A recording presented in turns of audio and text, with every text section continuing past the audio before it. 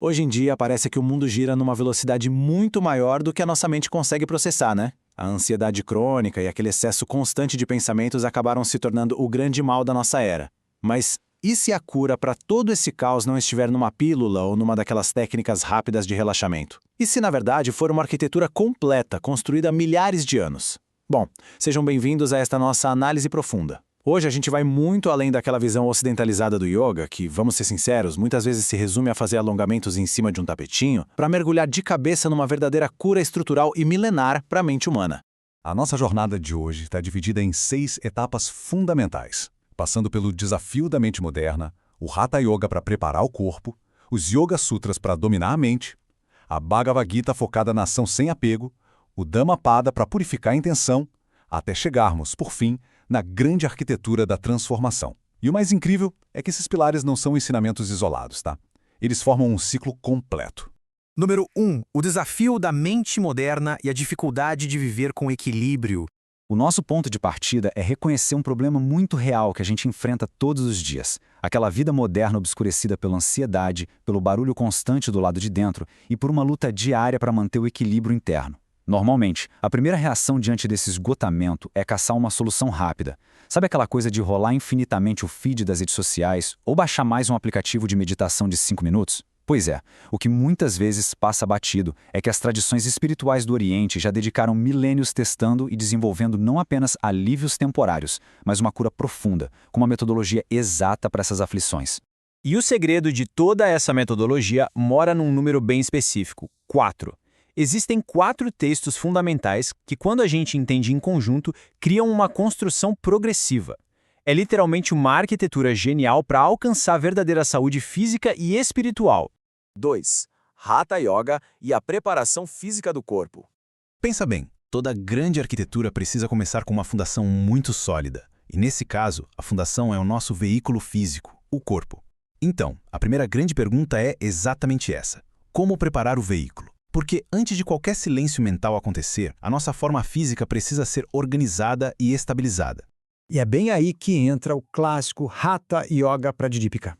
A genialidade desse texto maravilhoso está em entender que sem o equilíbrio fisiológico e da nossa energia vital, a mente simplesmente vai continuar inquieta. Não tem jeito. É absolutamente impossível exigir foco e meditação de uma mente que habita um corpo que está em desordem. Então, olha que interessante. As práticas descritas no texto, as posturas para trazer estabilidade, as técnicas respiratórias para purificação e os mudras e bandas para direcionar a energia, nada disso é apenas exercício de ginástica. São, na verdade, ferramentas vitais para organizar a nossa fisiologia e criar aquela fundação inabalável. 3. Yoga Sutras, ou como costumamos chamar, o domínio da mente. Com o corpo finalmente ancorado, a nossa arquitetura começa a subir. É a hora de transitar da estrutura física para a disciplina da própria consciência. E daí surge a nossa segunda pergunta central: como silenciar o ruído interno? Como domar essa entidade caótica que não para de tagarelar um segundo sequer? Tem uma definição famosíssima de Patanjali que vai direto ao ponto. O yoga é a cessação das flutuações mentais. A grande sacada aqui é perceber que o sofrimento humano não vem necessariamente dos fatos que acontecem lá fora, mas nasce quase que integralmente da nossa identificação com esses movimentos caóticos da nossa própria mente. E observar os passos estruturados por Patanjali revela um caminho incrivelmente lógico e progressivo. Fica muito claro que a prática física, que aparece ali no meio do caminho, funciona principalmente como um sistema de suporte. Degrau por degrau, a ética, a disciplina e a postura vão preparando o terreno para a respiração, a concentração e, finalmente, para a meditação e o silêncio absoluto. 4. A Bhagavad Gita e a ação sem apego, trazendo a prática para fora do tapete. Porque, convenhamos, a transformação não pode ficar trancada dentro de uma sala de meditação, certo? O terceiro pilar traz o foco da estabilização interna direto para a aplicação externa. Como aplicar isso no mundo real? Como agir sem sofrimento no meio das demandas super intensas do nosso dia a dia? O ponto crucial da Bhagavad Gita ensina que a verdadeira libertação não é fugir da sociedade ou abandonar as responsabilidades. Muito pelo contrário, a ideia é transformar cada ação diária, por mais banal que pareça, numa prática espiritual profunda. É agir com dedicação total ao que se está fazendo, mas, e aqui está o pulo do gato, sem nenhum apego aos resultados. 5. Dhammapada. purificando a intenção e observando a mente com lucidez.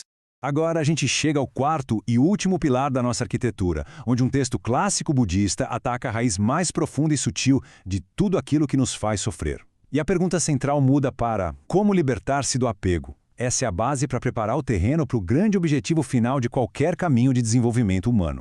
A frase de abertura do Dhammapada já avisa com uma força absurda. A mente precede todas as coisas. Isso serve como um lembrete muito contundente de que a ignorância, os desejos sem controle e aqueles apegos mais sutis, esses sim são os verdadeiros arquitetos silenciosos do nosso sofrimento diário. Enquanto o foco anterior era simplesmente parar as flutuações da mente, o Dhammapada traz uma nova camada maravilhosa de sabedoria. Ele mostra que a gente precisa de vigilância mental e disciplina ética, sim, mas focando em observar esses pensamentos com absoluta lucidez, desapego, autoconhecimento e, principalmente, muita compaixão. 6. A arquitetura da transformação e a integração de corpo, mente, ação e consciência. Quando a gente reúne todas essas peças fundamentais que vimos até agora, forma-se uma imagem simplesmente espetacular. Fica evidente que essas filosofias não são ideias concorrentes. O Hatha prepara o veículo e estabiliza o corpo. Os Sutras silenciam o ruído e dominam a mente. A Gita ensina a agir sem sofrimento, espiritualizando a ação. E o Dhammapada liberta do apego, purificando os pensamentos. São metades perfeitas e totalmente interdependentes de um mesmo todo. É uma convergência muito bonita. Mesmo com origens diferentes, tanto o yoga quanto o budismo concordam na mecânica básica de como escapar do labirinto do sofrimento, entendendo que a dor nasce da ignorância, que o corpo influencia a mente o tempo todo e usando a ética e a meditação como ferramentas reais de libertação. Então, a grande conclusão é esta. O corpo precisa agir, a mente precisa observar, a ação precisa ser consciente, a intenção precisa ser pura. O verdadeiro yoga, na sua profundidade máxima, não é só uma prática física, mas sim uma arquitetura holística impressionante. E para fechar nossa exploração de hoje, fica uma reflexão vital para a gente levar para a vida. Será que as nossas práticas diárias estão realmente construindo essa arquitetura profunda de transformação? Ou a gente está só alongando o corpo para conseguir tolerar um pouco mais o barulho da mente? Fica o convite para reavaliarmos as nossas abordagens sobre o bem-estar e o autoconhecimento genuíno. A verdadeira transformação está aí, só esperando a gente dar o primeiro passo.